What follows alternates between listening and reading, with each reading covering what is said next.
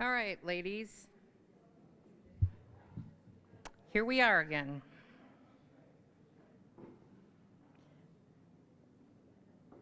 So we'll start with our housekeeping things. Next week, we're not here. Everyone remember that, so don't come. If you come and there's no one here, you'll know why. Believe it or not, for years, we met Thanksgiving week, and then as I got older, I thought, why am I doing this? I have all these people coming, and yeah.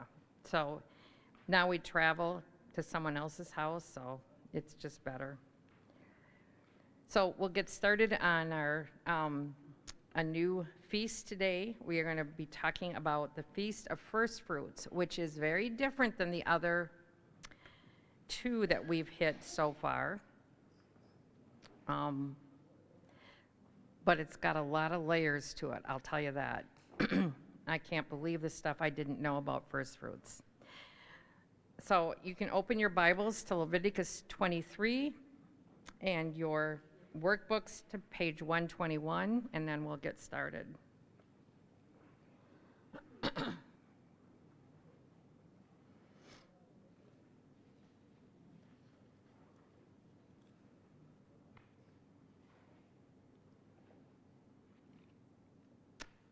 Okay, let's pray.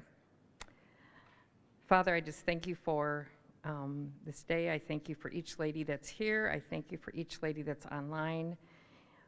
We pray for those who could not be with us today, either for illness or injury. We just pray that you'd be with them and comfort them, help them to feel your presence.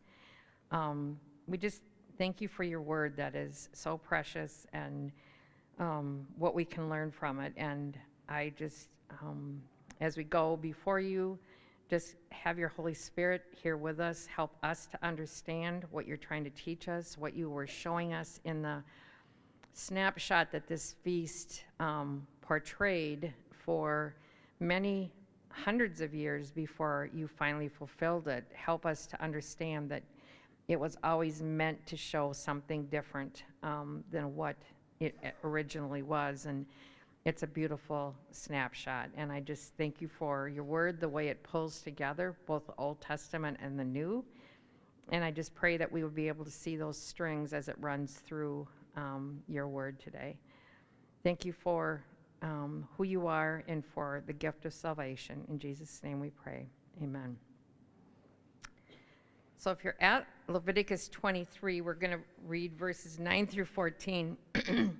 And I'm going to ask someone else to read it. Does someone else want to read verses 9 through 14 of Leviticus?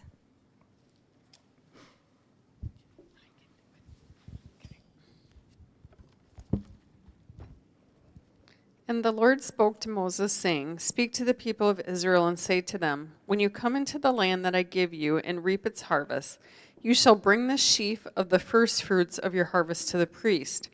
And he shall wave the sheaf before the Lord, so that you may be accepted. On the day after the Sabbath, the priest shall wave it.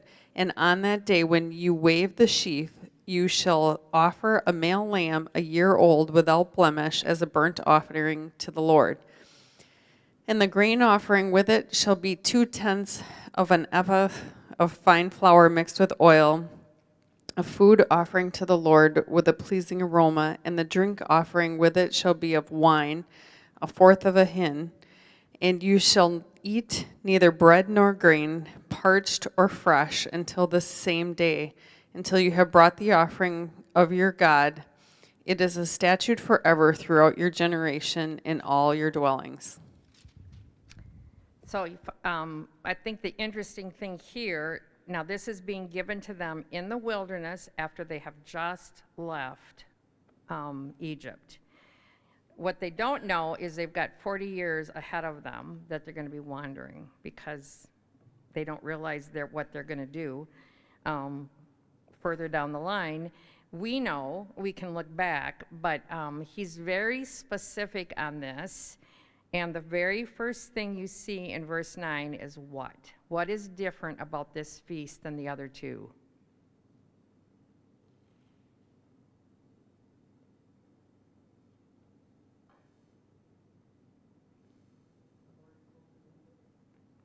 No.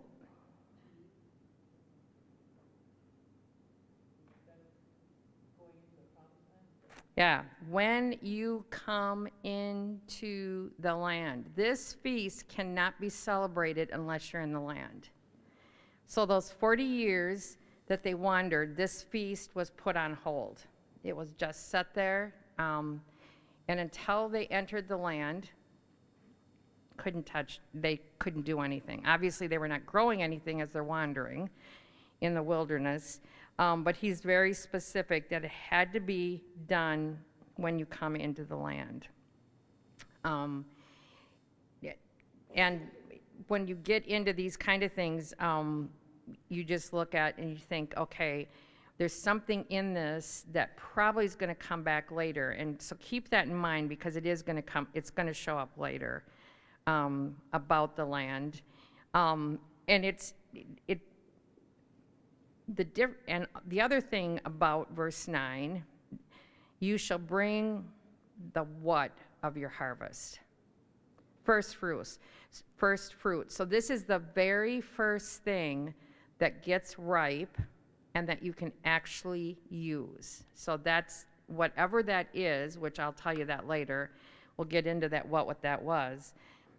That was what they were supposed to bring. And there was a whole process they did.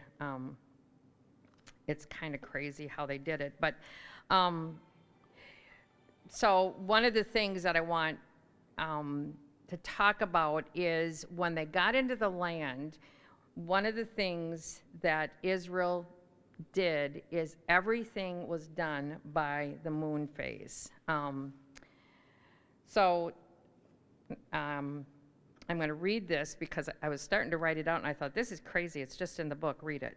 So I'm reading it to you because it'll make more sense how they did everything by the moon.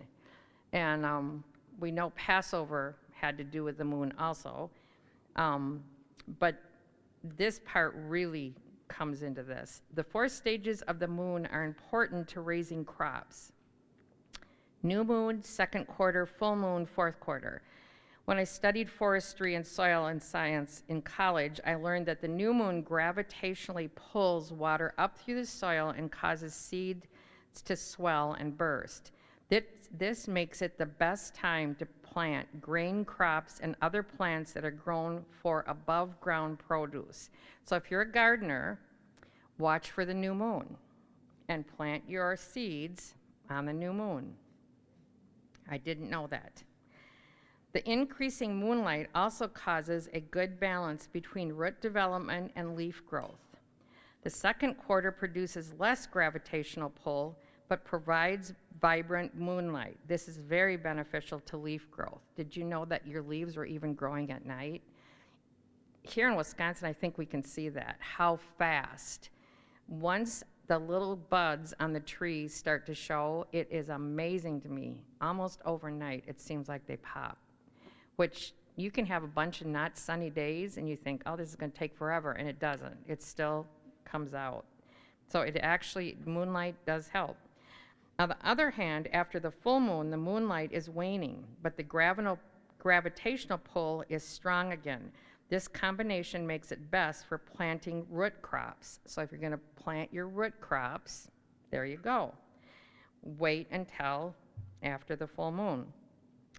The fourth quarter provides less gravitational pull and moonlight. This is more of a resting period, which makes it an opportune time for cultivating and harvesting. So they watched the moon phases, and as the moon phases went is when they did things, which I find very interesting. So they would have harvested their first fruits in that last quarter before the new moon again, which again, that's just, I thought that was really interesting because I had no idea that there was actually moon phases that you planted by.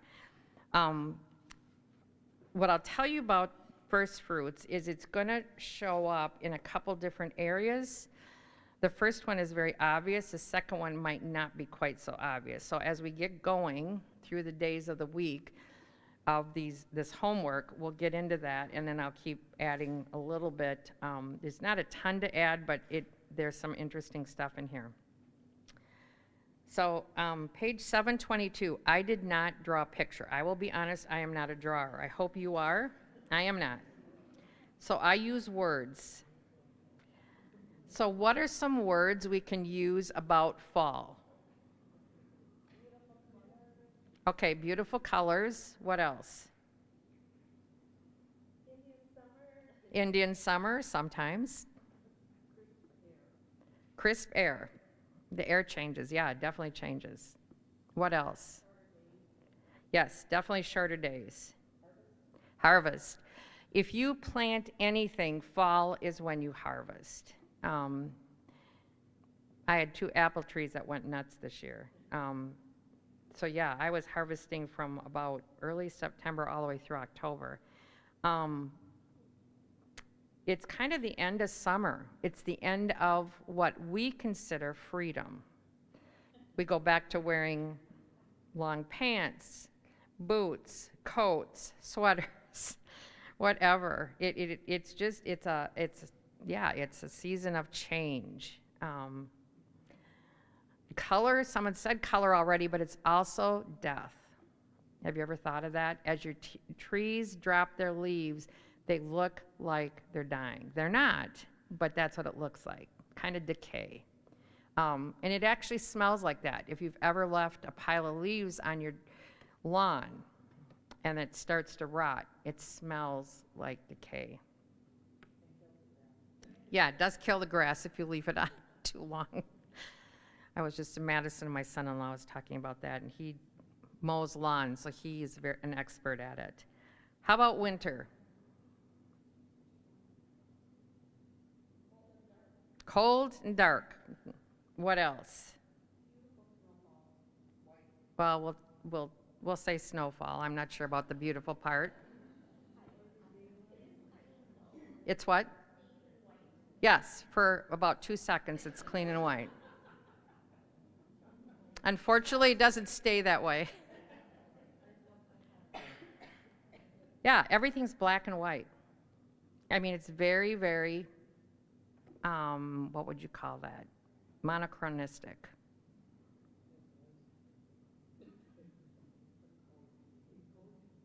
Yeah, a lot of us stay inside in winter. We have a tendency to huddle up.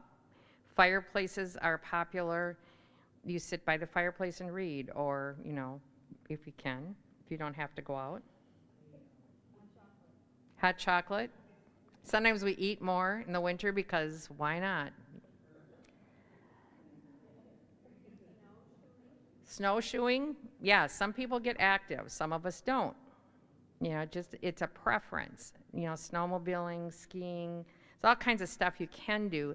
But if you're looking at it from a growth thing, so let's put it this way. We're talking about first fruit. So if you're looking at it from a gardener's perspective, it's cold, it's silent, it is waiting. There is a waiting thing. I have one bush I absolutely love outside one of my windows in my living room, that it doesn't lose its leaves. But in the winter, now that it's cold, its leaves just kind of fold in and shrivel a little bit. But all winter, I can see these buds on the top of those leaves ready to burst in the spring with these big purple flowers. And that's the bush I look at all winter to know it is coming back. Because everything else is gone. I mean, all the trees are just silent. They sit there with nothing on. It's like they're waiting. We spend a lot more time indoors. We're much more inward. It's a rest time. It's a rest for the vegetation. And actually, the one thing that, there's a verse in the Bible that talks about no matter what, winter, spring, summer, fall will continue to come because God is in all of them. He has planned it into his world to have a period of rest. So while we are in summer, the southern part of the world is in winter, and they go into rest. And I think we sometimes forget that. We're so preoccupied with what we're in, we forget that God has built us into the whole world. Even in your warm climates, if you go to Florida, if you go to California, most of the trees do not grow in winter. There are some that bloom in winter, but most of them do not. It's a time of rest. So that is built into God's creation. Summer, what's summer? What words did you bring up for summer? Fun? Color? Warmth, yeah. A lot of light. Long days, yeah. Long days with a lot of light. When the sun is on, in our hemisphere, the sun is up for, oh my word, 14, 15 hours a day. It's a long, and then in winter, it's a very short. What other things? What about harvest time? What about what you're growing? It's probably the biggest time for growth.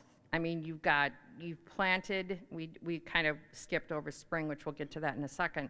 But yeah, it's definitely a time where it's growing. There's, between the sunlight, the birds, there's a lot more birds that come back it's amazing to me how many birds stay here for the winter, and how many leave and go south.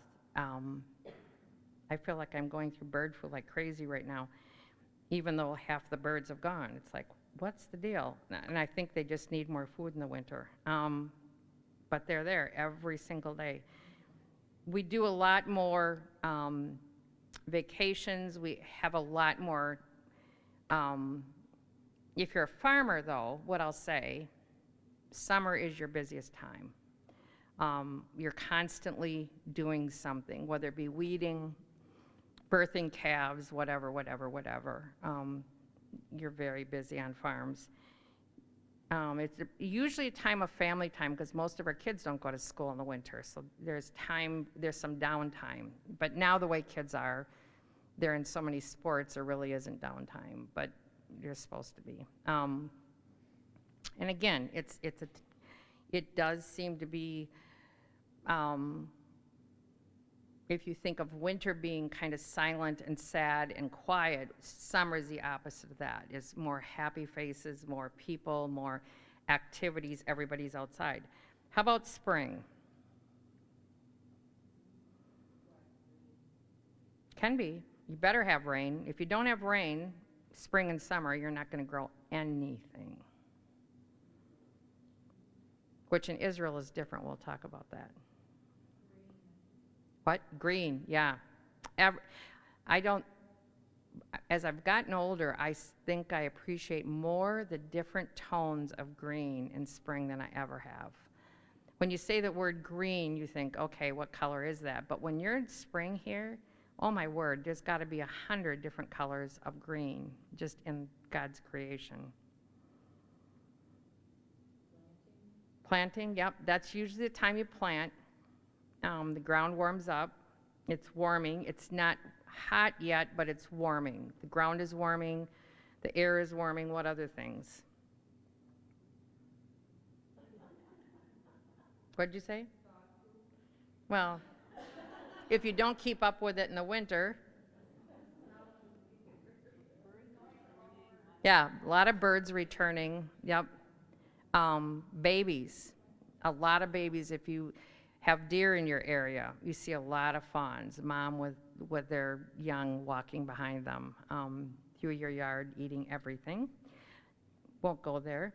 But yeah, there's a lot. It's kind of a joyful time. It's time where you anticipate things. This probably is my favorite time of year because it's, I love the warmer air, but I also love the spring flowers. I love lilacs, I love daffodils. I mean, they're so pretty. Tulips. After a white, cold, stark winter, spring is the time of growth. And again, if you're a farmer, you've got a lot of cattle having babies all the way through summer. You're just constantly out there in the fields getting the young, bringing them in, feeding more, because now you've got moms that are nursing.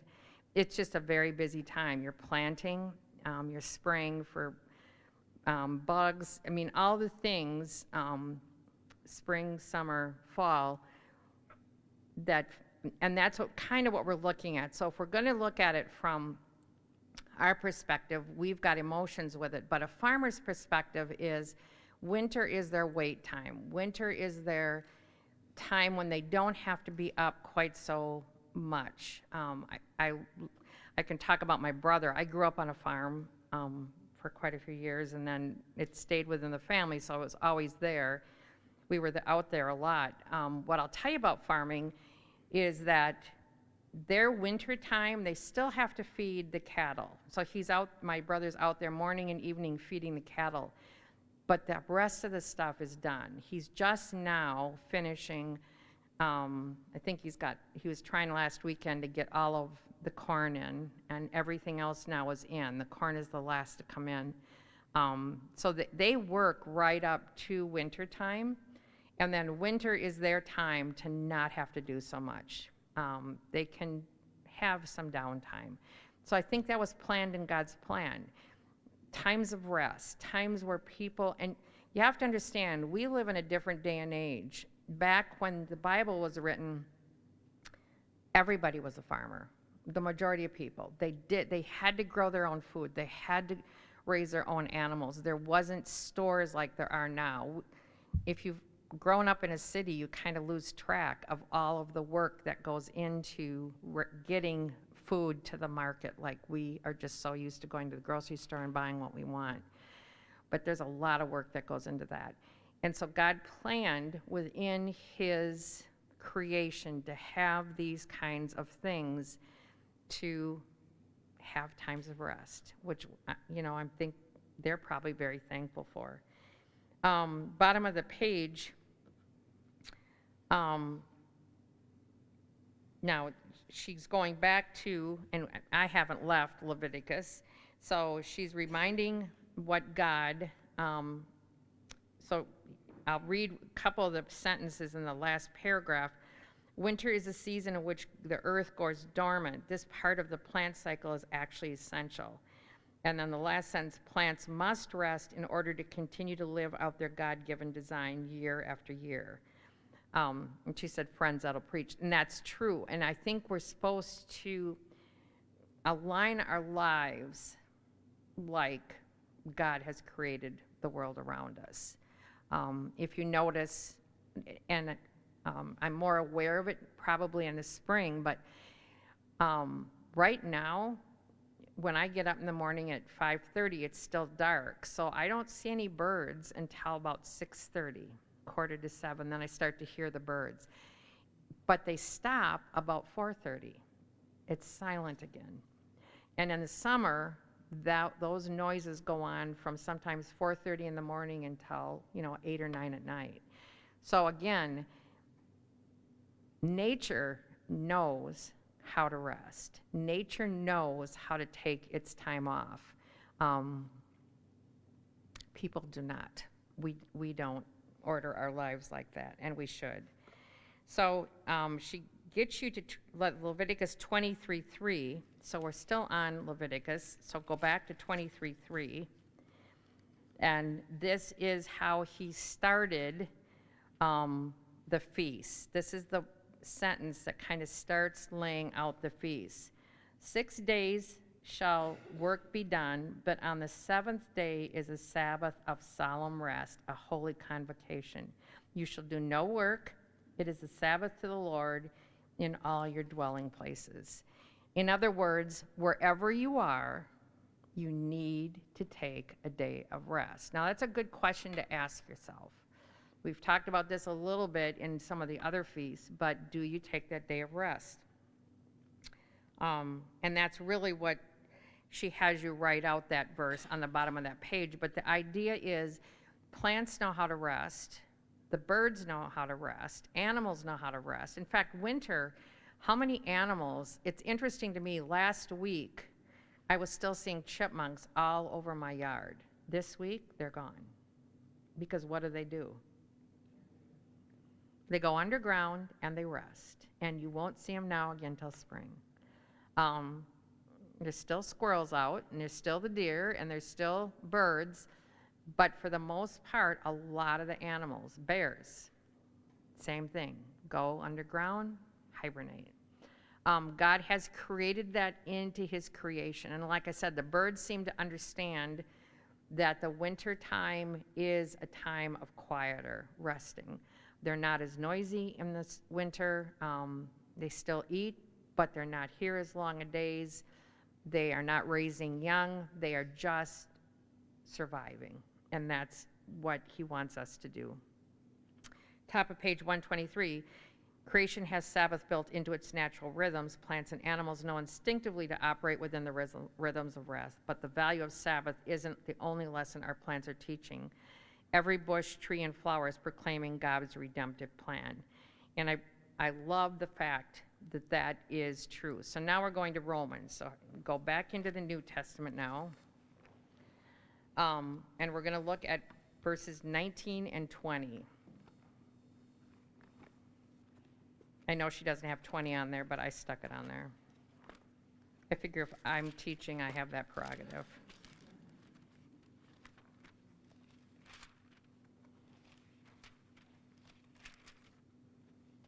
I have a hard time just reading one verse. I always have to read all the verses around it, so that's my problem.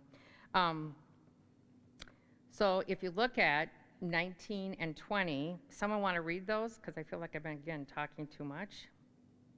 Anyone want to read those? I'll read it. All right. Since what may be known about God is plain to them, because God has made it plain to them. For since the creation of the world, God's invisible qualities, his eternal power and divine nature, have been clearly seen, being understood from what has been made, so that men are without excuse. Okay, what do those verses tell us? What does creation show us?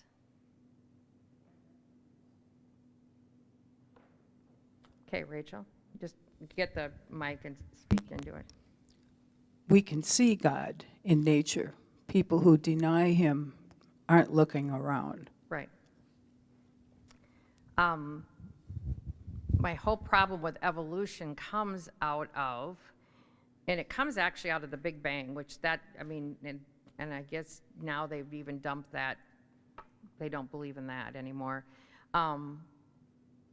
If you're creating something naturally, you have to have something to create from. Nothing doesn't produce something. Something has to start the creation. And so, again, if you look at the stars and the way they're laid out, our world, why is our world so perfectly honed for life? If you read the science journals, which I love to do that, we are on a razor edge. If it tips one way or the other, even an nth of a degree, we would all die immediately. It is that fine-tuned. And they know that. Science knows that. In fact, what they've said, and they don't say it out loud, but when interviewed individually, some of the main scientists no longer believe in evolution. They know there had to be a creator because it's so finely tuned, it could not have naturally happened. There's just not even a chance to get a world as we know it. And it's not just the animals, it's not just the stars, it's not the sun and the moon, it's all the things, the amount of atmosphere, the amount of liquid. Do you know that if there was even a tiny bit less in our oceans and lakes, we could not survive? The amount of water on our continent, or on our world itself, and the continents in between, is what makes it survivable. Otherwise, we wouldn't make it. That's why they keep looking at all these other planets and looking for water, because they realize water is necessary. But it's not just water that's necessary, it's the amount of water that's necessary, and they know that. They have, there's just so much now that is unexplainable unless you believe in a creator. DNA itself is so out of this world, it has blown science out of its shoes. From when I went to school to now with the electron microscope, we see so many levels lower, and what they'll say is there are no single cell anythings. The simple cell is not simple. It is very, very complex and goes down hundreds of layers and probably hundreds of layers more than we can even see yet.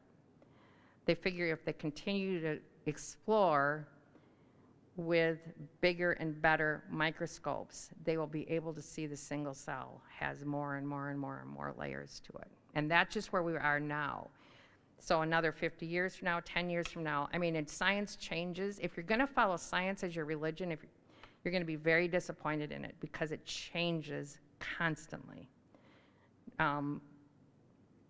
It just does. So the things I learned in nursing, yes, some of the principles are still there, but a lot of the techniques, a lot of the way we do things are very, very different, and it changes. Ask your doctor how hard it is to keep up with what science is learning. They'll tell you they don't even have time. So again, God has created it so magnificently, and these verses say it. All they need to do, no man is going to stand before God and say, I didn't know there was a God. He's going to say, oh, yes, you did. You knew it. You just didn't acknowledge it. Because intuitively they know it, which I think that is very interesting.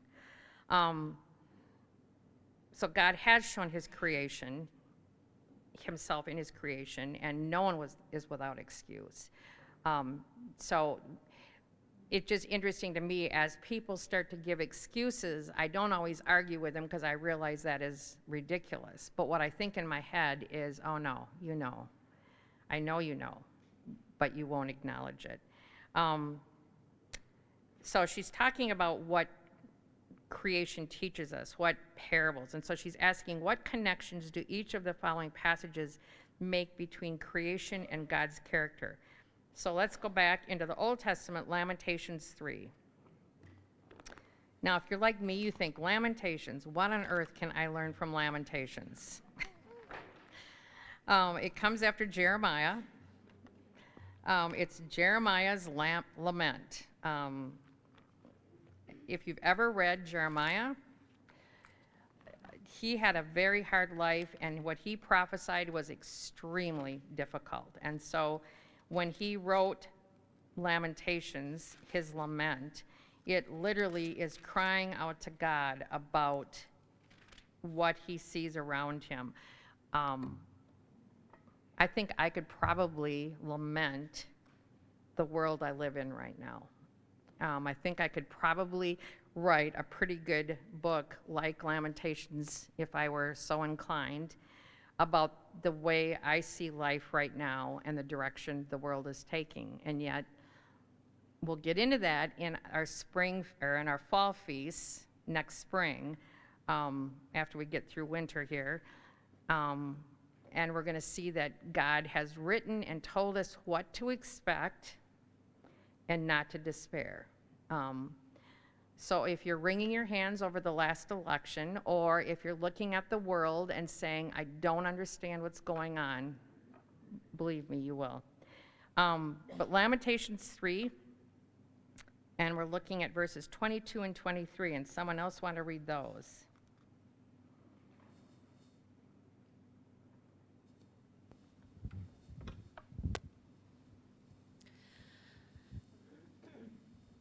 Because of the Lord's great love, we are not consumed, for his compassions never fail. They are new every morning. Great is your faithfulness. So I'm going to do something that I don't always do, but I think you need to see why these verses were written. And this is going to give you a tiny little snapshot. If you've ever read Lamentations, you would know why these verses were written. But verses 19 through 21, I'm going to read them to you, and now you're going to know the prequel to those two verses. This is Jeremiah writing. Remember my afflictions and my wanderings, the wormwood and the gall. Wormwood was a very bitter taste. It was in their wanderings in the desert that they got to a place that the water was wormwood, called wormwood. And gall was something they used for death. They offered it to Christ. My soul continually remembers it and is bowed down within me. But this I call to mind, and therefore I have hope. And then the next two verses that she just read, the steadfast love of the Lord never ceases, his mercies never come to an end. They are new every morning, great is your faithfulness. That's the hope. So if you underline or write in your Bibles, those two verses, 19 through 21, remembering in pain. If you've ever had memories that cause you pain, which all of us have, if you've lived more than 10 years of life, I think, you have memories that cause pain.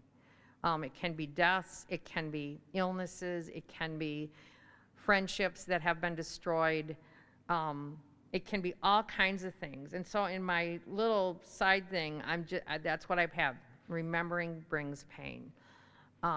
Because anytime you get into life, and if I pass the mic around, every single one of you could tell me memories that cause you pain, that hurt, that you're sad about. But this is what Jeremiah remembered. As he's remembering his pain, he had one thing that caused him hope, and it's God's love. God's mercies never come to an end. They are new every morning. We've sung the song in church, and many of you know it, Great is Thy Faithfulness. That's where that song comes from. Because if you look at the world around you, and I don't care what age you're in, whether you're back in Jeremiah's time or in the Israelites' time when they were in Egypt, or even in Abraham's time when he's wandering by himself, owns nothing, knows no one, has no real friendships, waits forever for a son that doesn't seem to come, all those memories cause pain. And a son that he had before out of their planning and had to send that woman and her son away. That was his firstborn. Memories cause pain. They just do. So if you read the Bible, every generation in this Bible has pain, and every generation since has had pain. But what remains the same is God's great love for us. And that every morning when you wake up, those mercies are new. He gives you what it takes to get through that day. That is an amazing promise. I hope it hits you as much as it hit me. Isaiah 40:26.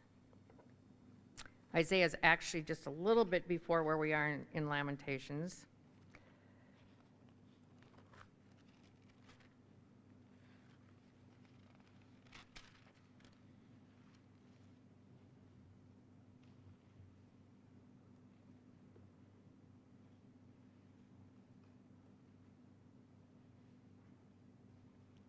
It's again talking about God's creation, and someone want to read that verse?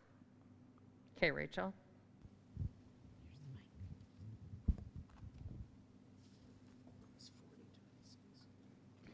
Actually, Rachel, start with 25. Do 25 and 26, because 25 is a question God asks, and then 26 answers. To whom will you compare me? Or who is my equal, says the Holy One. Lift your eyes and look to the heavens. Who created all these? He who brings out the starry host one by one and calls them each by name. Because of his great power and mighty strength, not one of them is missing. That should just floor you.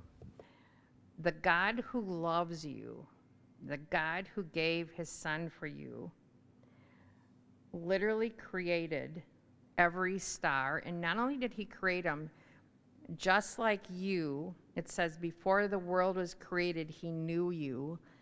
He created those stars and named every single one. There's not a star in the heavens, which we know goes on forever and ever and ever, as far as man's eyes can see, for I don't even know how many light years away they are now in looking.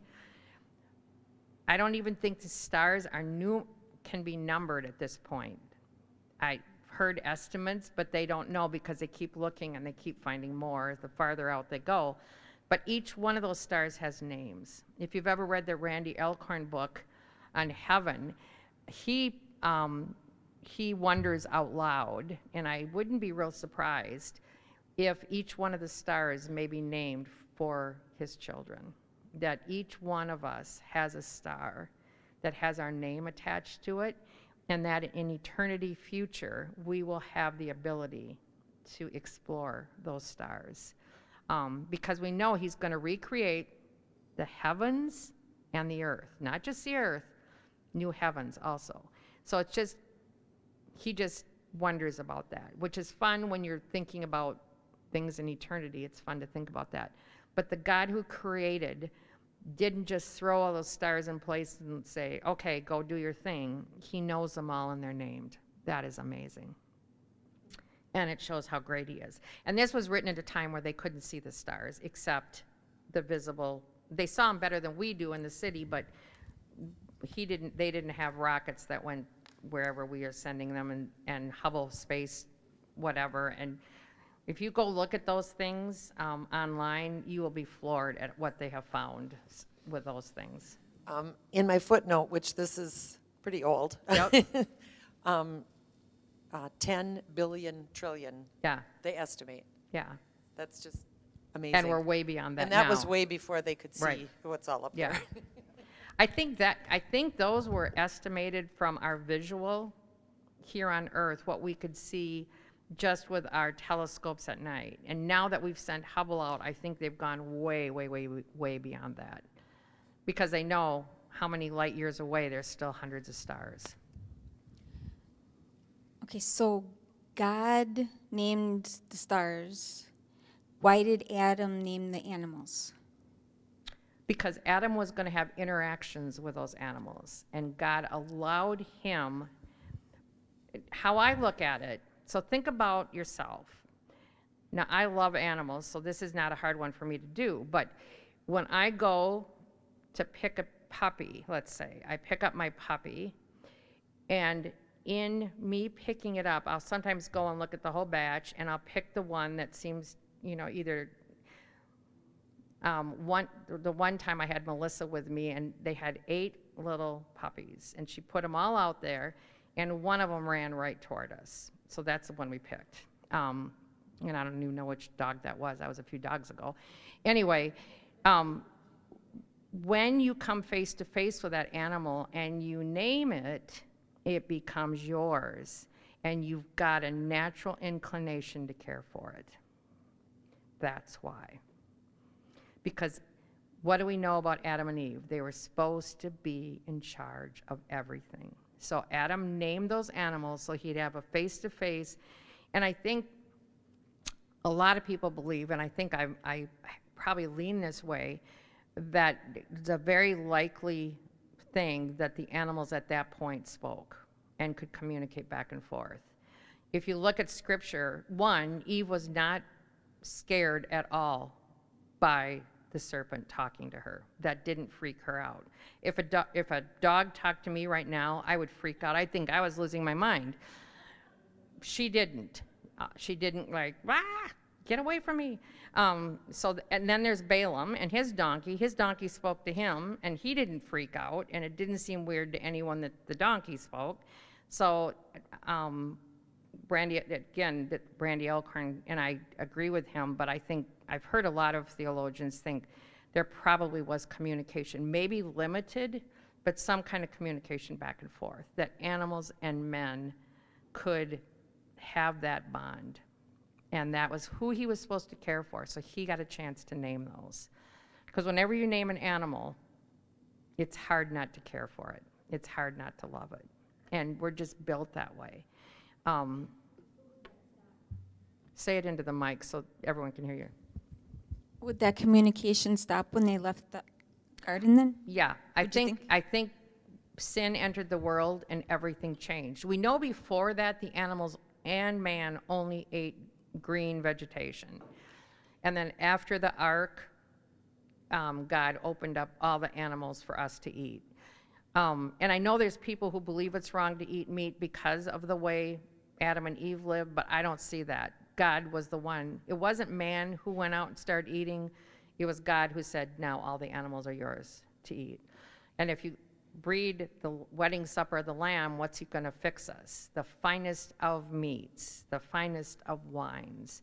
So God obviously is fine with that. Even in his sacrifices, they sacrificed animals, and that's what the priests ate. So, yeah, I think probably when sin entered the world, everything changed.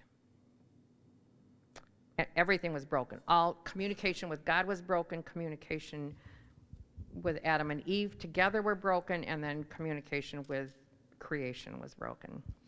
This is what I've heard, and I don't know if this is absolutely correct, but man was given dominion over the earth.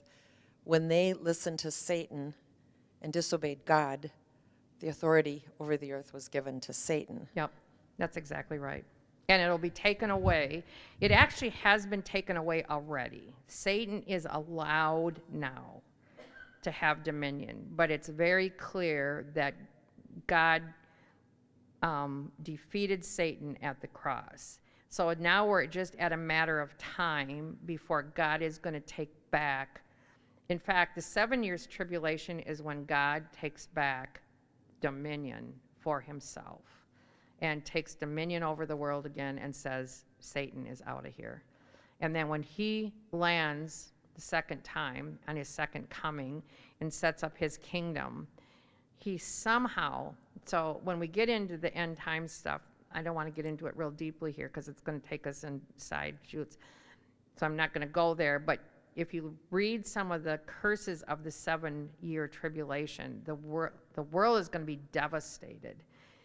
From water to animals, everything's going to be dead, pretty much. But when God puts his feet on planet Earth, he somehow recreates, not perfectly, not the final recreation, but recreates for that 1,000 years a perfect environment where animals, you'll be able to pet a lion, you'll be able to sit next to a tiger. They will all be very docile. They'll be the way they were created originally. We'll get into a lot of that when we get into the end time stuff, but that's all coming. So somehow when he sets foot on planet Earth, it immediately basically redoes itself. And then for that 1,000 years, he'll reign, let Satan out one more time, and then throw him away forever and recreate everything anew. So it's pretty amazing what he's going to do. But it's going to be very clear, even in the 7 years as he's destroying things, who's in charge. And it's not Satan. He's allowed right now. But that's a good question. Job 37.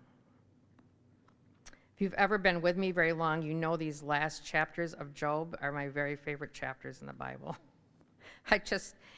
Sometimes when I get down, I will literally go to Job and just read those last 3 chapters where God asks Job all these questions that Job can't come up with an answer for. And neither can Diane, and I love it.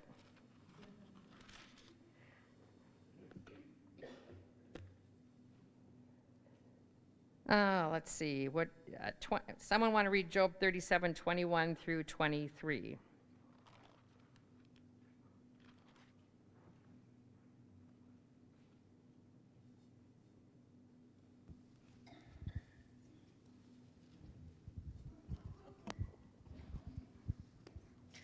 Now no one can look at the sun, bright as it is, in the skies. After the wind has swept them clean, out of the north he comes in golden splendor. God comes in awesome majesty. The Almighty is beyond our reach and exalted in power. In his justice and great righteousness he does not oppress. So what does that tell you about God? He compares himself to something in the sky. What? The sun. He compares himself to the sun, as we cannot here on earth physically look at the sun and just stare at it. It's just too bright. We cannot see God. His splendor is so far above even the sunlight. There's no way we can see him. And it's actually the next chapter, chapter 38.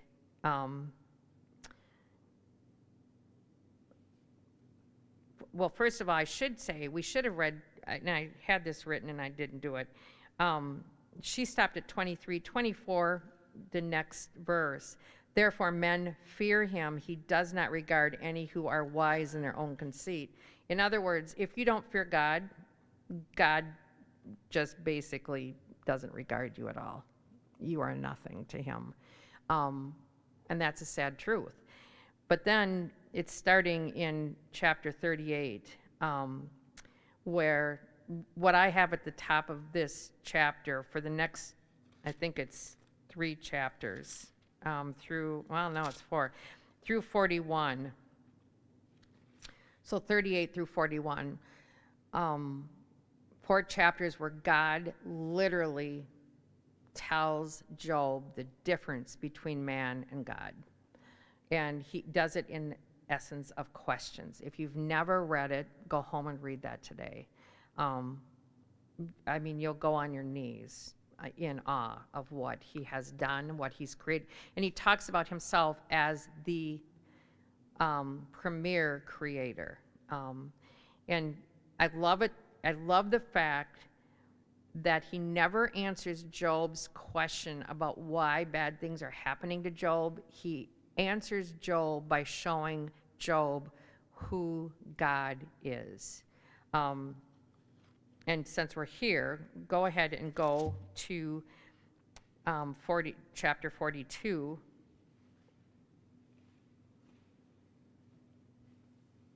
After God has spoken to Job, I want you to see Job's response. Now, Job never got the answer of why he lost all of his kids, all of his wealth, his health. I mean, literally, if anyone has had a worse life than Job, I don't know him. He had the ultimate bad everything. And we know it was something that went on between God and Satan. But Job answers the Lord after God gives him these 4 chapters of, were you there when, whatever was created? And then Job answers the Lord, I know that you can do all things, and no purpose of yours can be thwarted. Who is this that hides counsel without knowledge? Therefore I have uttered what I did not understand, things too wonderful for me which I did not know. Hear and I will speak, I will question you, and you make it known to me. I had heard of you, and this is where the verses that really hit me, and this is where I feel like I'm at. I'd heard of you by the hearing of the ear, but now my eyes see you. Therefore I despise myself and repent in dust and ashes. Anyone who really sees God for who he is can do nothing less than hit their knees and repent in dust and ashes. The people who don't are the ones who choose not to bow to God. But I will tell you, they will all individually bow to God, because the Bible tells us that too. Every knee will bow. Some of us, because we want to bow, and others will be forced to bow because they will realize who they're speaking to. But if you read those chapters, you'll get a little tiny glimpse of who God is as a creator, which is amazing. So, top of page 124. She has us do the comparison things. So we'll kind of do this together. In winter, plants do what? Give me some words. Go dormant. They technically don't die. They look like they're dead, but they go dormant. What else? Yeah, they lose color. There's not much color in the landscape except for the evergreens, and that's why they would call them evergreen.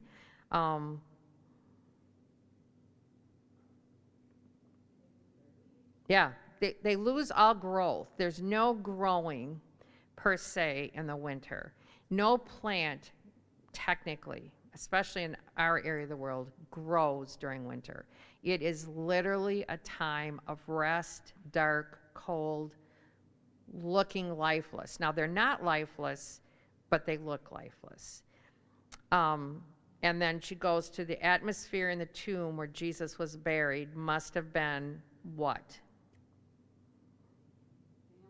Damp, cold, dark, quiet, lifeless, yeah, hard, just rock, no life, very similar to plant life in the winter. Cold, dark, lifeless. And he truly was lifeless. So she says in the next little paragraph, each winter as creation goes dormant, it is telling the story of Christ's burial. Winter never lasts forever. Spring is an annual reminder that Christ did not stay buried, bursting onto the scene as a celebration of new life. So she talks about, at the bottom of the page, it's just a good reminder, birds hatch their babies. Now she's talking about spring. Flowers push determinedly up through the ground with green leaves and colorful buds. Fruit begins to form anew on trees, vines, and bushes. The first fruits of creation join together to declare this amazing truth. He is not here, for he has risen. As he said, come see the place where he lay. So again, first fruits is a really good reminder of one thing. It's going to be two things in a little while here, but one thing is Christ's death and resurrection. The feast, and I like what she writes on this next page, God was teaching his people his redemptive plan by asking them to observe the Feast of First Fruits. The feast was not about giving God grain. God was showcasing the sacrificial system that would be fulfilled through Christ, turning Israel's attention to the annual appearance of new life all around them. So one of the things I'll add at this point, and I think it's really interesting to see this, I've got to find the right page here. So this going back to what I read about the moon phases, this writer this is a really good book on the feast. The harvesting time in Israel occur primarily during the fourth quarter of the moon. Since the feasts of God in Leviticus synchronize with the harvest, they also synchronize with the stages of the moon. The barley harvest is the first major harvest by the Jews. As it has been set up by God, the Feast of First Fruits is tied to the harvest of the barley. For every harvest in Israel, there are three phases: first fruits, general harvest, and gleanings. The phase of first fruits also has three phases of activity: marking, gathering, and presenting. The marking and gathering refers to the activity of identifying the first barley to mature and binding it in a sheaf, usually with a red cord to make it easy to spot. Then this chosen barley was brought to the priest to be presented by waving it before the Lord at the altar. This process or activity was done on the day after the weekly Sabbath, which fell during the week of Feast of Unleavened Bread. So if you think about this, Feast of Unleavened Bread coincided with what other feast? Passover. So Passover and Feast of Unleavened Bread goes hand in hand. This one comes the day after the Sabbath, which happens to be the day that Christ what? Rose from the dead. That's the Feast of First Fruits. So when he talks about, and I want to get into it a little bit,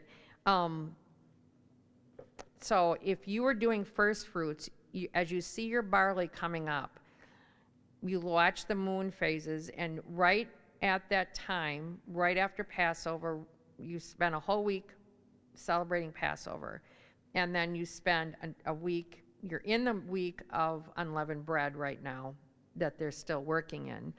And on that day after the Sabbath, that Sunday, you go out into your barley field and you find the heads of the grain that are fully developed. Now, if you know anything about growing in any field, like I know corn best because my brother grows a lot of corn and I've watched it grow my whole life. But in a field of corn, there are always corn stalks that mature way faster than the rest of the field. They're often in the center of the field. They get the most light. They get the most rain. The edges of the field are the ones that are usually behind for whatever the reason. They're usually shorter. I think there's more activity around them, so they don't grow as well. But so this barley field, you'd walk through it and you'd find the heads that were already ready to be harvested. Now, the whole field's not ready to be harvested, but you find a small group of heads that are. You tie your red cord around them, and then on that day after the Sabbath, you go out, you take it, you cut it, and you bring it to the priest, and he waves it over the altar. Now, you also had to have something else. Do you remember when we read about in Leviticus? What else? What other thing did you have to have? Yeah, there is a drink offering, but that's not what I'm looking for. There was something you had to kill and sacrifice. A male lamb, 1 year old, perfect. Does that sound familiar? It's almost like Passover, but again, it's tying it to somebody. And who is it tying it to? Christ. So the Feast of First Fruits I always thought, and I'll be honest with you, until I studied this, I always thought you only brought the first fruits, and he waved it over the altar. That made sense to me. But as I studied it this week, and I realized you also had to sacrifice a male lamb, perfect, 1 year old, another little lamb out of your flock, I realized it is tying it to the lamb of Passover. They are identical. 2 1-year-olds, perfect lambs that you have to kill. But again, it's pointing forward to somebody that's going to fulfill this feast. So as we get into these next days, just keep remembering that those two things tie together. Which again, I love the fact that God created these feasts so that when we see them happen in real life, in Christ's life, you understand why he is first fruits, which is beautiful. She has on page 126, we're going to start day 2 here. I'm fond of saying that all truth is God's truth. These plastic Easter eggs that she hid for her kids are telling a story, the story of Christ's empty tomb. If you've ever watched kids go find the little plastic eggs, how long do they stay closed? Like 10 seconds after they find them, they're open because they want what's inside. It is a picture of the empty tomb, if you look at it that way. The empty tomb matters because it's proof that Jesus is alive. When God commanded this third feast, he was foretelling his own resurrection, sending shock waves of hope throughout history. What I've said, and I'll say again and again and again, Christ dying on the cross is important, but without it being tied to the resurrection, it's worthless. Millions of people, not millions, thousands of people died on the cross. In fact, weekly, it was a common occurrence in the Roman Empire, all over the Roman Empire. Hundreds and hundreds and hundreds of people were sacrificed on a cross, most of them for the deeds they had done. Only one perfect person was. But the idea behind that, as much as we focus on Good Friday and on his death, and when you go into most churches, you see a cross, either Christ on the cross or the empty cross. It really isn't about the cross, it's about the resurrection. And it's also been said other people had been raised to life besides Christ. True, they had. But in the Old Testament, there were people raised to life, and in the New Testament. The difference is no one else raise themselves to life. God died on that cross, and God resurrected himself with his own power. In every other instance, someone else had to speak the dead person alive. I think it was Elisha who laid over the woman who built a room above her house for him. Oh, her son died, the son that he had predicted she was going to have, and when he died, she was distraught, and he came and he prayed over him and then laid on him and basically brought him back to life through his prayers and his interaction to God for that son's life. And the same in the New Testament. Christ called a few people back to life, a couple. Not a lot, but also Paul did. So Paul brought, I think it was Dorcas back to life when she fell out of a window. It does happen, but he is the only one that brought himself back to life. He has the power of life and death. So it's really about the empty tomb that we should concentrate. And that Easter Sunday, I love, love, love Christmas. I love the songs. I love the lights. I just love thinking of the baby in the manger. But my favorite holiday is Easter because it is the be-all and end-all of my life. Without Easter, I have no hope. So I'm not going to go back. We've been in Leviticus, but when were they instructed to have Passover?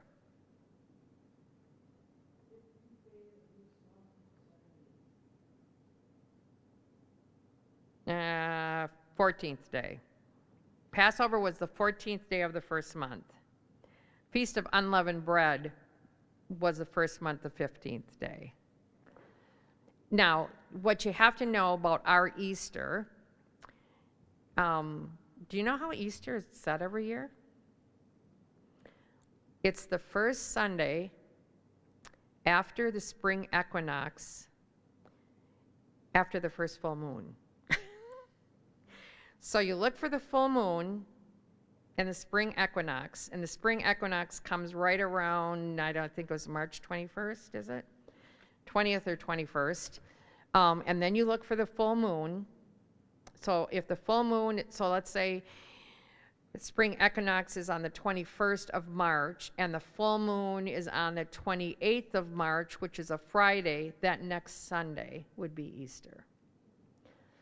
Or if it's not till April that the full moon comes. So every year you look for where the full moon is, and that's how, if you've ever wondered why Easter keeps jumping around, that's why.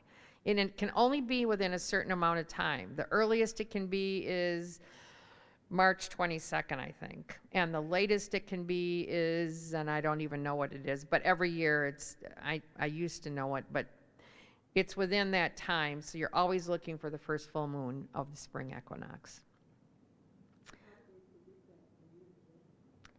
Because you always know the moon phases. They can go years ahead predicting, because the moon is literally, what is it, every 28 and a half days, you get a new moon. So you can factor it out years ahead of time. So if you look 10 years ahead, they already know when Easter's going to be, because they can calculate what the moon phase is. Everything is based on that moon. And that's how, it's funny, we used to, until, and I'm trying to remember when they changed it, but it used to be Easter was tied to Passover very, very closely. It usually falls within a week or so. But it used to be whenever Passover was, we would celebrate Easter. But I don't know what year. I remember, I looked it up, and I don't remember what year they pulled it away from that. Just 1 second. Yeah, I have a hard time standing up here and seeing both sides. I see the back, but I don't see both sides. I spent a long time trying to figure this out, and I still didn't figure it out. Matthew 26:17 says, "On the first day of unleavened bread, the disciples came to Jesus and asked him where he wanted them to prepare the Passover meal. And if Jesus Christ died on the 14th, which is the Passover, how can verse 17 happen on the 15th? It seems to be out of sequence. What I'll tell you, I did look this up, and it's so convoluted. We actually celebrate it wrong. So he, what did I read? I'd have to go back to my notes, and I didn't bring them with me. I think what I found out is we're about a day off in that they celebrated. So with Passover, you could celebrate your big Passover meal anytime during that week, which again, I think had to do with travel. A lot of people came from a lot of the northern areas and the southern areas to get to Jerusalem. And it's actually interesting to me that Passover wasn't one of the feasts they had to be there for, but they had to be there for the Feast of Unleavened Bread. It was a feast that God told them they had to be there for. There's 3 feasts that they had to be in Jerusalem if they possibly could. And anyway, what I think I read is that we're probably about a day off, that he actually died on what I think is on Thursday. So we're a day off, and Good Friday, I think really was Thursday. So we're a little bit off in our timing, but it really doesn't make a difference. It's kind of like Christmas. What I've learned is it's about the celebration. It's not about the exact date.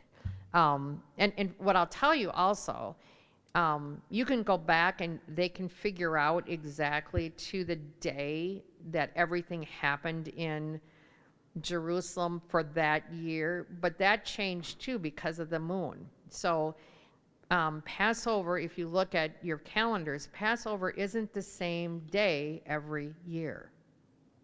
So one year it hits on March something, another. So they're on a calendar. We're on the Gregorian calendar. They're on Israel's on a very different calendar. They go by moon phases. So all of their months are different than our months. So if you've ever looked up a Jewish calendar, especially an ancient Jewish calendar is what they did, and that was before calendars really even started, everything was by moon phases. So if you think of how the full moon, if it's once every 28 and a half days, what you know is it's going to change year by year by year. So if you look at your calendars, go home. In fact, you can go and look up next 2023, what day is Passover. You can Google it, and I'll give it to you, and it's not going to be the same day as it was this year because their calendars change just like our Easter changes because the moon phases. So it isn't about exact timing, it's about celebrating what we know happened. So what I'll say is you can research it and I can help you find where I read that, but it's like, when I read it, I go, okay, this is going to throw everybody out the door because now we're going to not want to celebrate Good Friday and Easter. We're going to be it's like, I'm not going there. It's not about the exact timing. It's about the event that happened. That's what I'll say. But I can help you find it. It is very convoluted. So Diane, when I was doing my study, it was, I had come across where it said that Christ actually celebrated Passover and he died on the same day because their day starts in the evening and then, so You're right. You're right. So evening, they celebrated it in the evening, which is the beginning of the next day. They go evening to evening. So yeah. And the Sabbath. So when he was on the cross, that's why they wanted to bring it down. It had to be down by a certain time so it didn't get into their holiday stuff. And again, the Jewish way of doing things is very different than our way of doing things. That's what I'll say. And you can see it even in Israel today in certain areas. Now, most of Israel goes on our calendar, I'll be honest with you. They are not religious. They are not into the old stuff. So they go on the same calendar we're on because they're part of the world and they do business and whatever. I will tell you that every Friday night from sundown till sundown Saturday night, everything closes in Israel. Most of the restaurants, we were in a hotel next to a huge eating area. We went twice, and I don't remember which trip it was, but that night, that Friday night at sundown, we had a little bar that everybody sat outside and talked and laughed. And so every day that we were in Jerusalem, I'd look out and they'd still be up at like midnight, and I'm going to bed, but whatever. Tired after a long day, tiring, but they'd still be out. It's warm, they're doing their thing. And then Friday night came and sundown, and all the lights were off. Everything was just shut down tight. And I thought, isn't that interesting? Even though they're not religious, they still do that. So it's very different. Israel, Jerusalem is very different on their Sabbaths. It's very quiet. They don't do much. So they still do it. But they're still on the same calendar we are at this point. They're not on this calendar. So 2,000 years ago, they were doing their own thing. They were the odd people, which God wanted them to be. Diane? Go ahead. So when did they start the calendar, the Jewish calendar?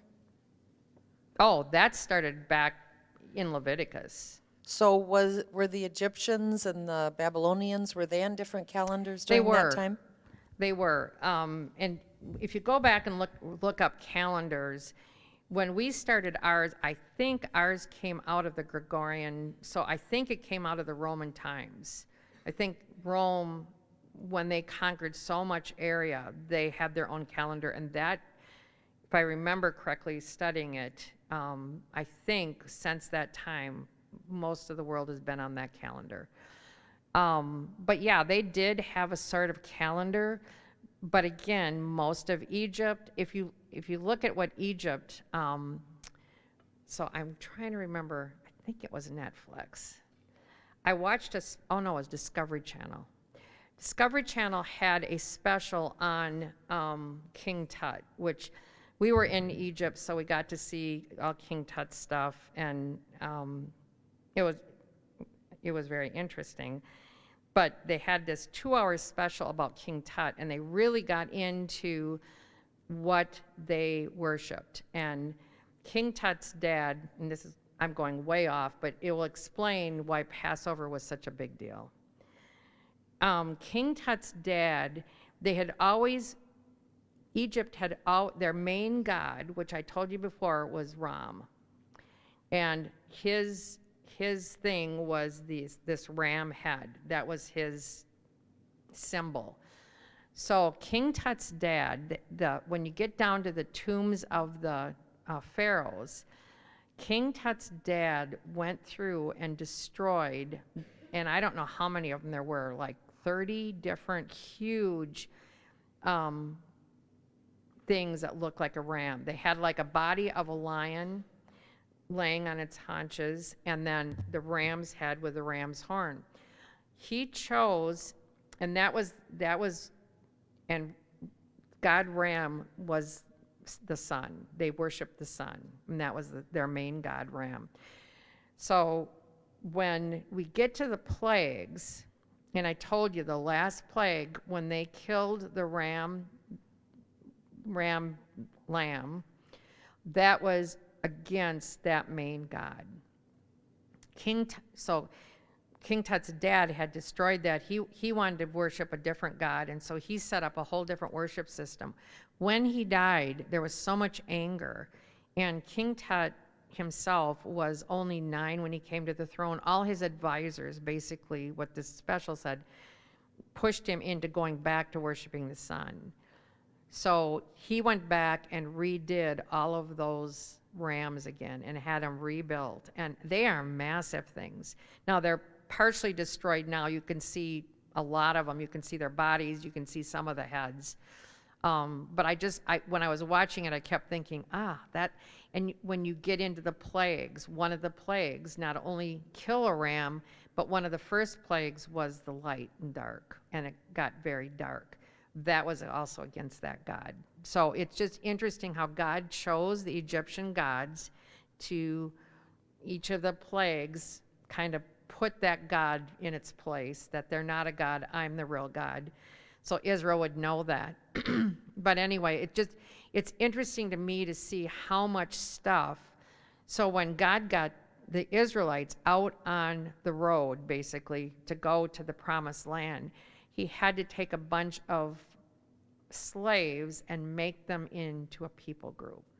And not only a people group, but a fighting people group that they could defend themselves. And so a lot of this stuff you see in the law had to do with how to do life once they got into the land. And this feast is a perfect example of that. In the 40 years that they wandered, this feast was not even talked about. Once they got into the land, and if you go to the book of Joshua, the end of Deuteronomy and then into Joshua, it talks about when they walked into the land, at that point, manna stopped. And they were on their own to take from the land, to defeat the people, to eat their crops, and then to start their own crops. And that's when this feast came into being. So it's just interesting how God pre-planned a lot of stuff to happen once they took over the land. And this is a good example of that. But all pointing forward to the time of Christ. So the third feast, so basically this feast comes the day after the Holy Sabbath, this would have come on a Sunday, that the Feast of First Fruits. And that was the day that he would have come out of the grave. So it's the seventh day was the Sabbath, which meant basically it was another first day. So this feast would have been celebrated on the first day of that week.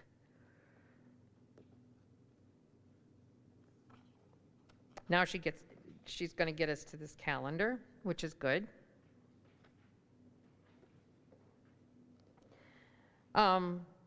So she's taking it out of Mark. So go ahead and go to Mark.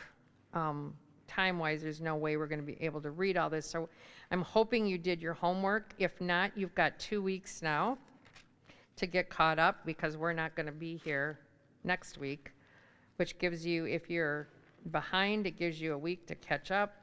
And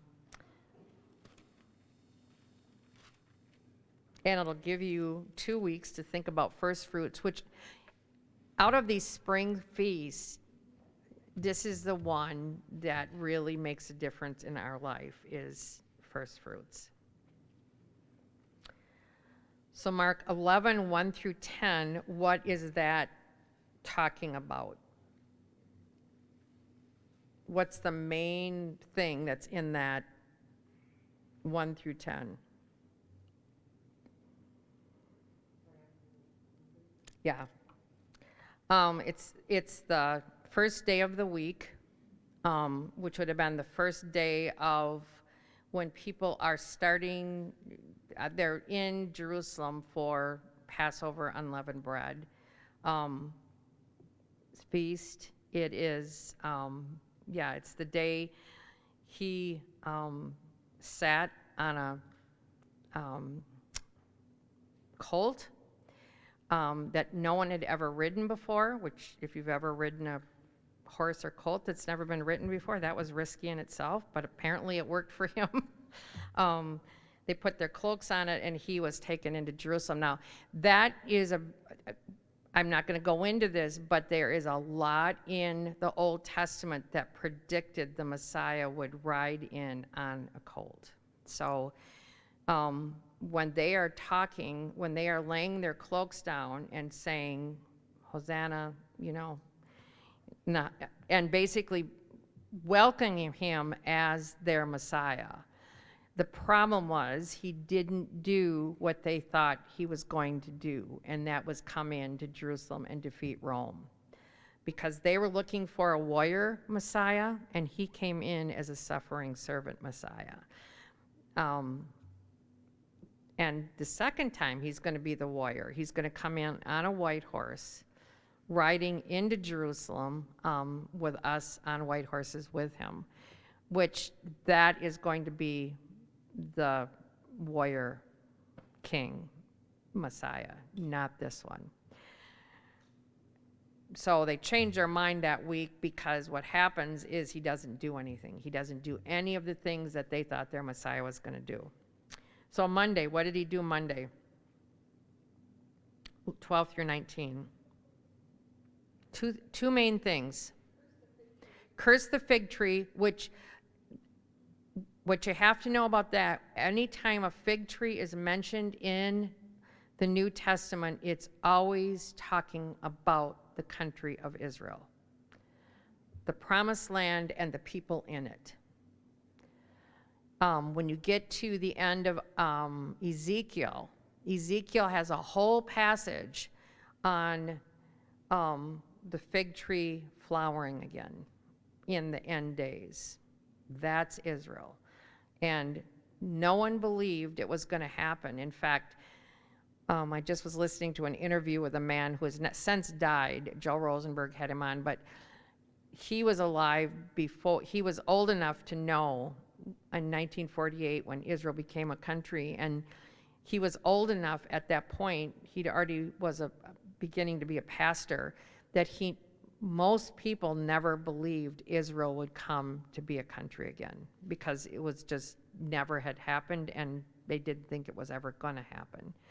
So from the time of the dispersion, when they were just basically thrown out of everything and lost the country, they still lived there, but they didn't rule it. They never believed that they would be an identity again. And in 1948 they were. So whenever you see the fig tree, when Christ is cursing the fig tree at this point, he's cursing the country of Israel, and the reason he's doing it is because of their unbelief. Backing up a little bit to when he was going into Jerusalem on the donkey, isn't that Palm Sunday? And what does palm have to do with it? Just because they cut palm branches and put them on the road is why we call it Palm Sunday. And it really had nothing to, it wasn't a holiday that he rode in on. So we've made it a holiday since his death and resurrection. So Christians are the only ones that really look at Palm Sunday as anything important. But it was the day they cut branches and laid them on the road, what they would do for a conquering king.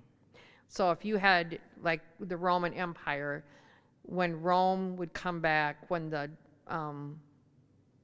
big guys in the Roman Empire, when they'd go out and fight and come back in, this is some of the stuff they would do for them. They would put down branches, they would hail them, they would make it was like a big parade. They'd make a big deal out of it.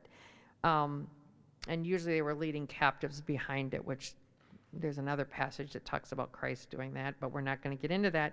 But yeah, it's in essence, we only celebrate it because we know he really was the Messiah.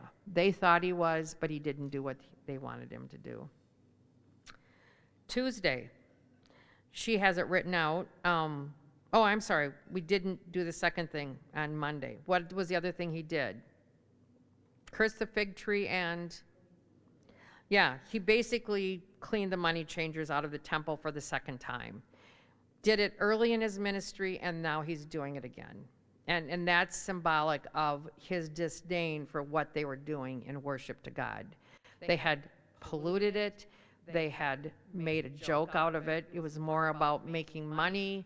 When people were in town, it was horrible. If you read about what they were actually doing, it's how basically the high priest and the Sanhedrin got very well to do. because they sold the lambs at such an exorbitant cost. It was unreal. And then if you came from the northern provinces and you didn't have the temple money, they had special money that you had to use for the temple. Just like you'd go into a country now and you get an exchange rate, if you go to some places, you get rooks. So they tell you to stay with the legitimate banks and stuff to get your money changed. Same in that time. They wanted the temple money, and so they would take their little money from up north, change it to the temple money, but they would cost them an unbelievable amount to do it. So they were making money in all different kinds of ways. So when it talks about the money changers, that's what the money changers were doing. They were changing from the money of the countryside into the temple money, and they were making a ton of money.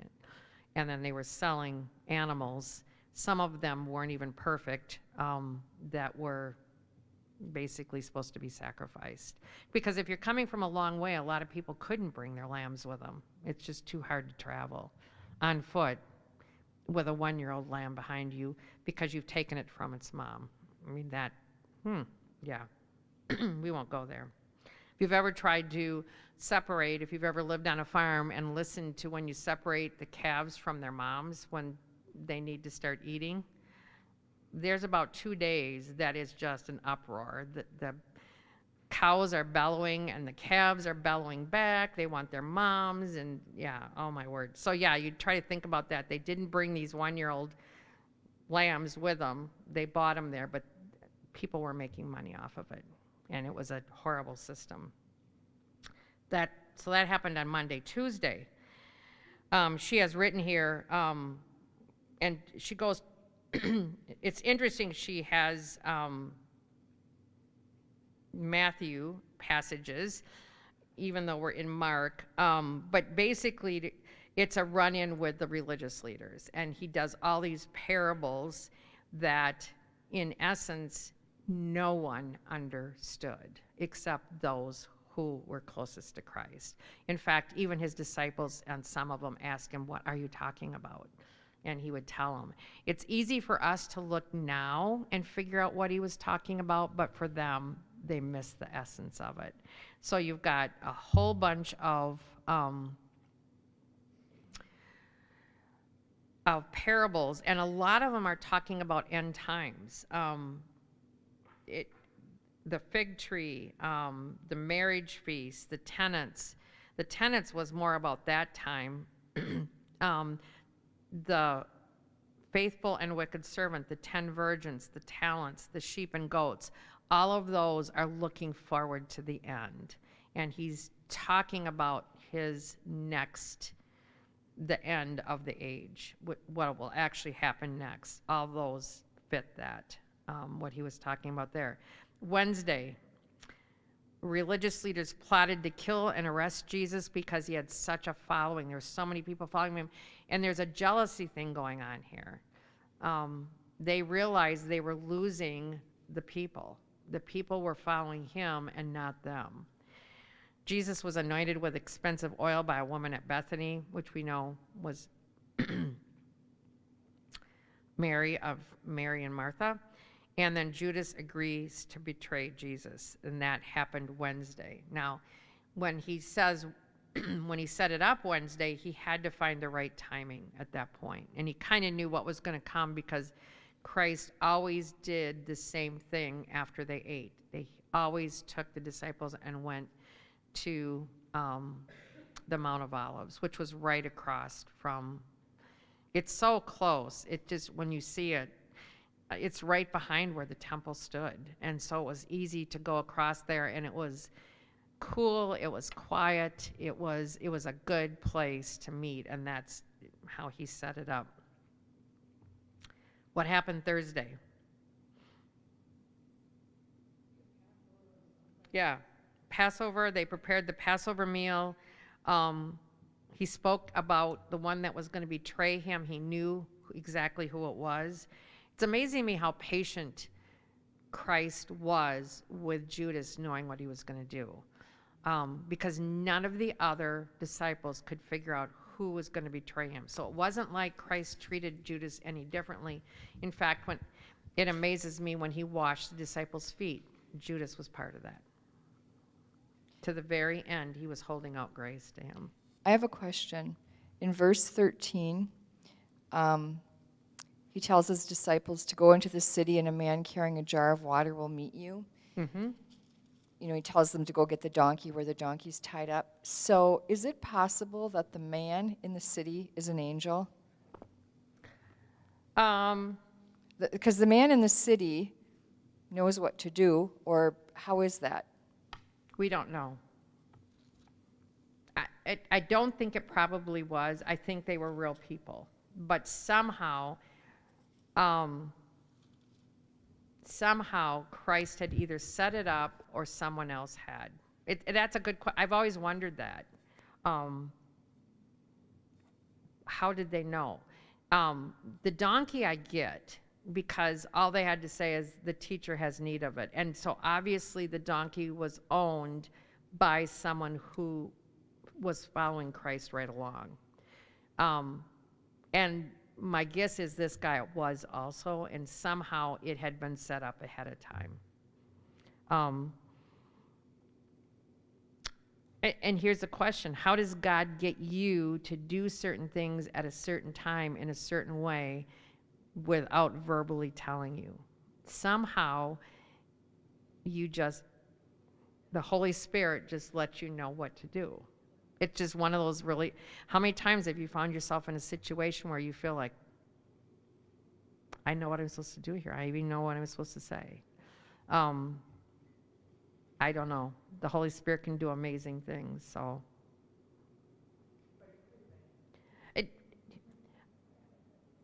What I'll say, I don't think it was, because usually with those, he has different wording. If you look at the Old Testament, whenever there was the angel of the Lord, like in the time of Joshua, it is named a different name than a man. Time of Abraham, somehow he saw, in fact, if you look at the wording even in that, and I think in the, if I remember studying that, in the Hebrew scriptures, it's said a different way. It wasn't even 3 men, it was 3 beings or 3. So somehow in scripture, you know it's not the norm. These 2 guys to me look kind of like the norm. Not only did he know, he had a place for them to go to. He had, they had to do the work. That's the other thing so whenever you're reading this, I'll tell you there's a lot of steps in here that are not talked about. He tells them and going to prepare. That was a lot of work to prepare a Passover meal. You had to have all the right herbs, you had to have all the right wines, all the right dinnerware. It was a lot more convoluted, kind of like when you and I used to have dinners for 8, and you and I would plan to the nth degree what we were going to bring and what, when he says go prepare, the disciples had a lot of work they had to do on their own. It didn't just miraculously appear. They had to actually fix everything. And the lamb itself that you ate was a piece of work to get it ready. That's what I'll say. They didn't have ovens in those days like we do. You couldn't turn on the oven and just make a turkey, since Thanksgiving's coming. But that's a good question. It does seem kind of odd. I've always wondered, how did these 2 guys know, but they seem to just know, and I know in my own life I've had some experiences like that. So Thursday, what happened in Mark 14:12 through 25.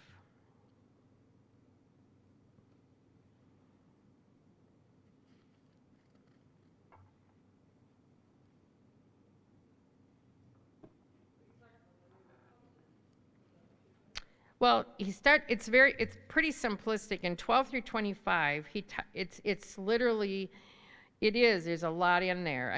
If you're just going to go line, so first of all, they had to do the Passover lamb. They had their meal, and they had their meal. They prepared it. then when they get it ready and it's evening, and he came with the 12 and they were reclining and eating, and then he says, one of you is going to betray me. So he picks out who's going to betray him, and he makes sure that that is, he talks about that openly, which we know about it now because he pointed it out to them. It could have been done in secret, but I think, again, God wanted us to see that in every group of believers, there are those who are not believers. I mean, Judas is a perfect example of that. He stayed with him for the 3 years, and up to the very last minute looked like a follower, and then he was not.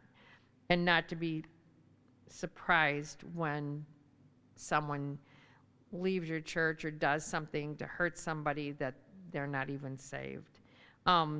He does start the institution of the Lord's Supper, or communion as we know it. It is the new covenant, and he takes the common things that they have. Like I said, Feast of Unleavened Bread. He's eating unleavened bread. That's why we have unleavened bread when we do communion most of the time. And even you get into these parts where he says he's not going to drink this third glass of wine, which happens to be what he's going to drink with us at the feast of the and at the end when he has the bridal supper of the Lamb, where we're the bride, he's the groom, and we drink that glass of wine together. And those of you who don't like wine, you will, believe me. He will give you, you're going to have a new body by then, so your tongue will be different. I've had so many people say, what if I don't like wine? And I said, believe me, you will like wine. Yeah, it is a lot of things that we still do today. I mean, and then the last part, 32 through 50, he goes into the Garden of Gethsemane and prays. And that's where you really see him agonizing over what's going to happen. Friday, endured about 6 trials in short order. He publicly humiliated and forced to take a death march. He's crucified. He dies very quickly, which is amazing. As far as those types of death, and you can tell he was in control at all times.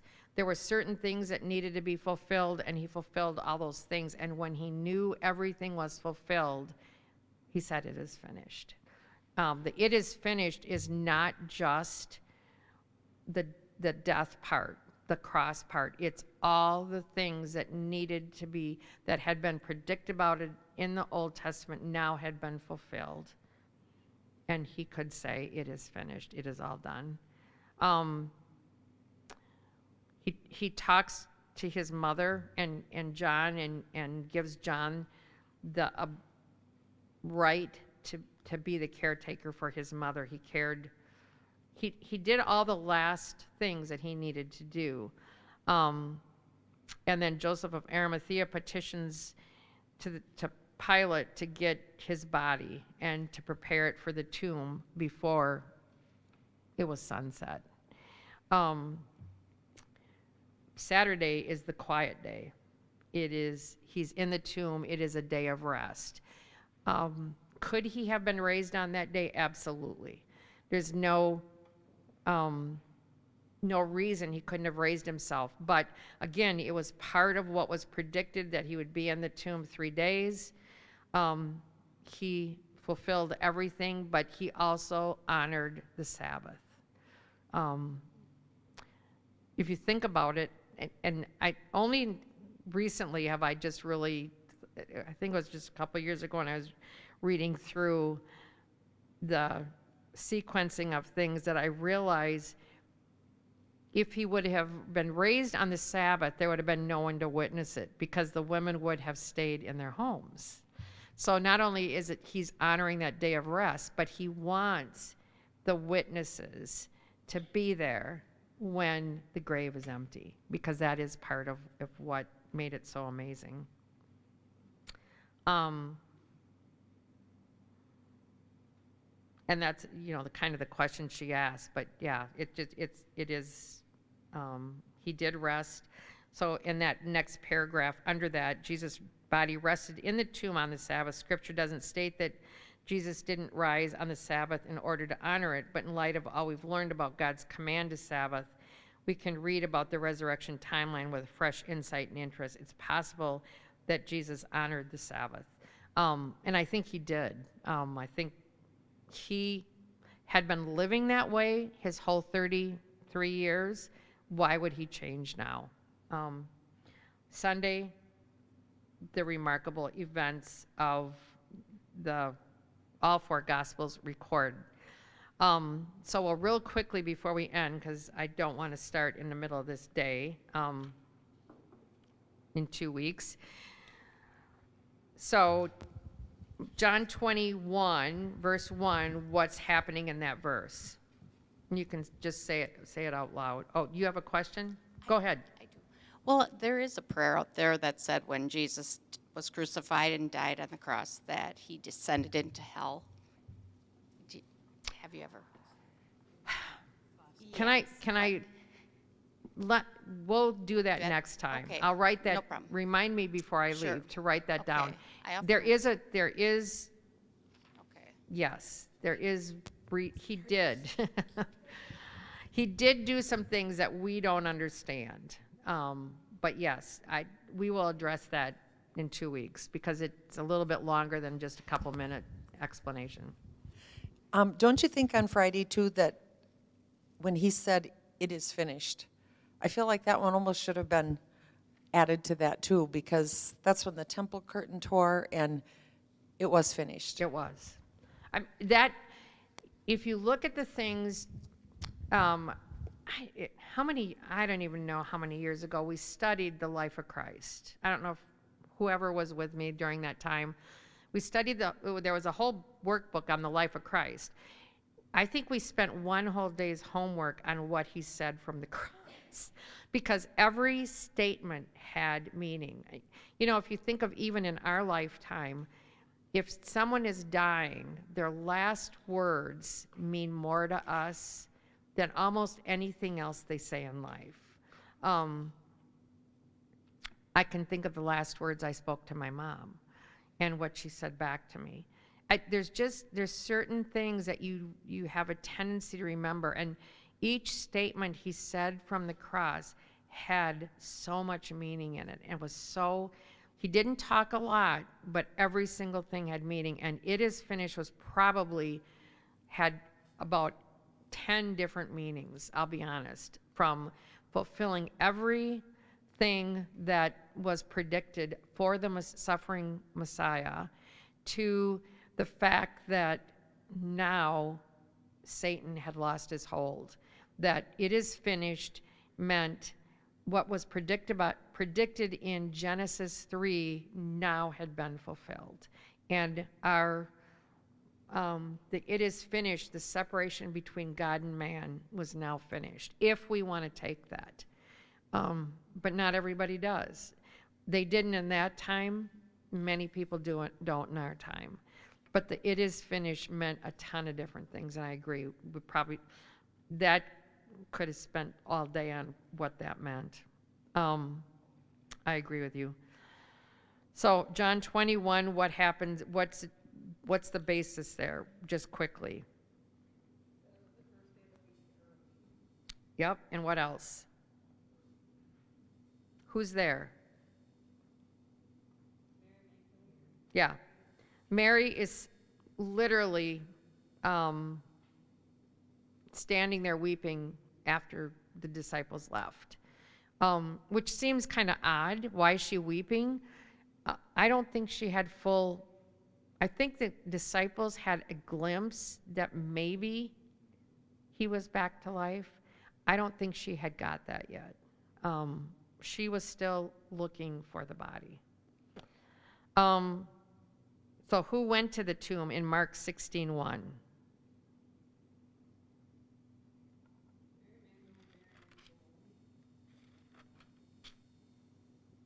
Yep. So, again, when the Sabbath was passed, they couldn't have come on the Sabbath. Mary Magdalene, the Mary, the mother of James and Salome, they brought spices very early in the week. So, yep, they're the ones that were there. Who's missing? You get that? Who's missing? The disciples. I actually wrote that. The disciples are nowhere to be seen. They're still hiding. Matthew 28, 2 through 20. What happens?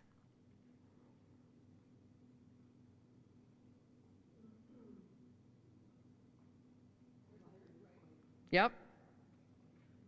Because what happens during the earthquake? Stone is rolled away, and what happens to the guards? Yeah, they are out. They are out cold. Now, I mean, yeah. Who's there?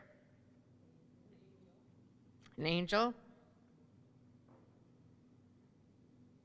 And also the two Marys are there somewhere in those long verses. The rest of them she's written in for us. And then what did Jesus say? Matthew 28, 9 and 10. What did he tell them? What did Jesus say to them? Greetings. He greeted them. I mean, it's like, yeah, I've always thought that is an odd thing, greetings.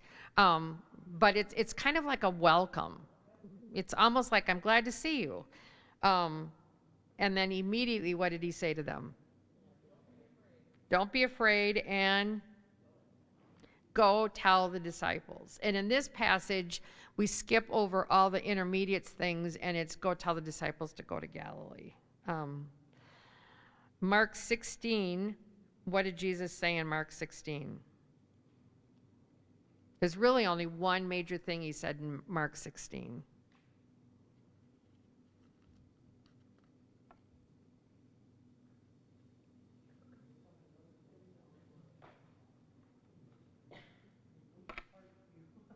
Well, to be honest with you, Mark 16 doesn't have a lot of what Jesus said. It kind of talks about what,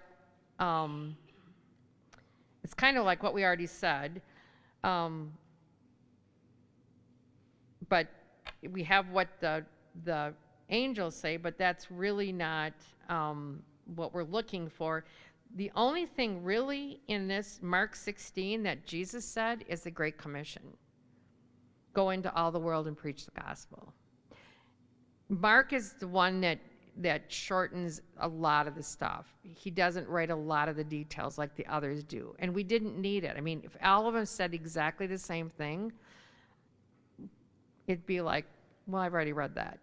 But when you piece all four accounts together like she does, you can see that different things are brought out in the different versions of Matthew, Mark, Luke, and John. And Mark basically only talks about the only words of Christ in Mark 16 are the Great Commission. So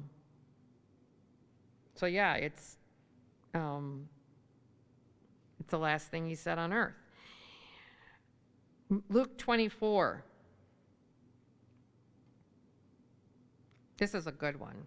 What did he say?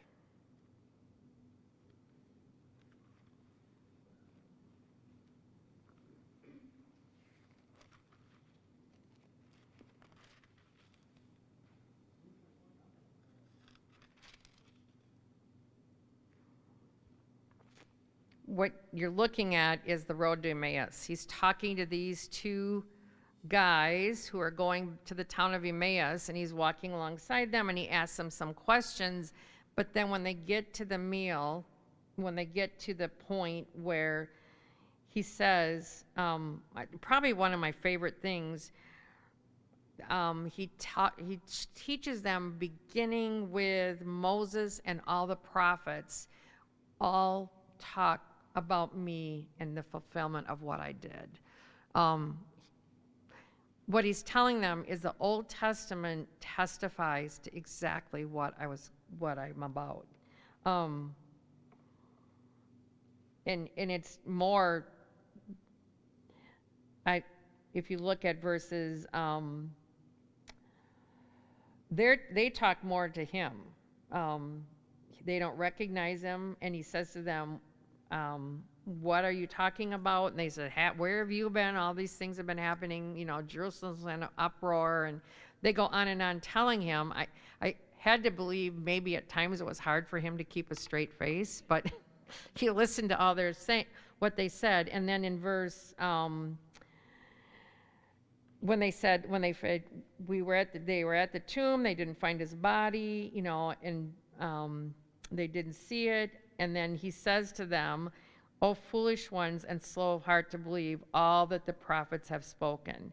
Was it not necessary that the Christ should suffer these things and enter into his glory? And beginning with Moses and all the prophets, he interpreted to them in all the scriptures the things concerning himself." In other words, you can know what Christ was going to do about dying by studying the Old Testament, starting all the way back with Moses. And Moses is the Pentateuch. And you know it goes all the way back to Genesis 3 when he was first predicted that something was going to happen to defeat Satan at that point. I love that passage. Anyway, and then lastly, John 20:15 through 17. Who's he speaking to there very specifically? Mary, and what does he say to her? Yeah, why are you weeping? Who are you looking for? And Mary tells him, and then he basically says who he is and tells her to go to tell the disciples. Go back and tell the disciples. Next, in 2 weeks, we're going to start. I don't want to skip. I do want to read Ephesians 2. And then we'll get into day 3. Now, if you figured this workbook out yet, 3, 4, and 5 are a little bit, not quite as long of chapters as the first 2 days. And if we don't get through it, we'll go into the 3rd week because this is just so important for us to catch a hold of. And I think you're going to see the other part of what first fruits talk about. So I hope you all have a great Thanksgiving. I hope you have a lot of things to be thankful for, but if nothing else, remember the Feast of First Fruits, which really is about his resurrection and what we have to be thankful for in that. And I think that will, if nothing else, keep you going through the holiday. And I just hope you all have a great time.